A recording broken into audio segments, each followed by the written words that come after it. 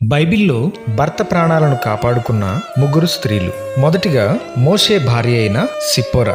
దేవుని యొక్క ఆజ్ఞ ప్రకారం మోషే ఐగుప్తునకు వెళ్ళుచుండగా మార్గములో యెహోవా అతన్ని చంపచూడగా సిప్పోరా వాడిగల రాయి తీసుకుని తన కుమారునికి సున్నతి చేసి దేవుని చేతిలో నుండి తన భర్త ప్రాణాలు కాపాడుకుంటుంది. నిర్గమకాండం 4వ అధ్యాయం 24వ వచనం నుండి 26వ వచనం వరకు. రెండవదిగా దావీదు భార్య అయిన మీకాలు. తన తండ్రి అయిన సౌలు దావీదును చంపుటకు దూతలను పంపెనని తెలుసుకున్నప్పుడు మీకాలు వారి చేతిలో పడకుండా తన భర్త అయిన దావీదు ప్రాణాలు కాపాడుకుంటుంది. మొదటి సమూయేలు 19వ అధ్యాయం 11వ వచనం నుండి 17వ వచనం వరకు. మూడవదిగా నాబాలు భార్య అయిన అబీగయిలు. సహాయం కొరకు దావీదు తన పనివారిని నాబాలు దగ్గరికి పంపినప్పుడు నాబాలు అవివేకంతో మాట్లాడడం వలన దావీదునకు కోపం రేపుతాడు. అప్పుడు అబీగయిలు సమయస్ఫూర్తితో దావీదుతో మాట్లాడి తన భర్త ప్రాణాలు కాపాడుకుంటుంది. మొదటి సమూయేలు 25వ అధ్యాయం.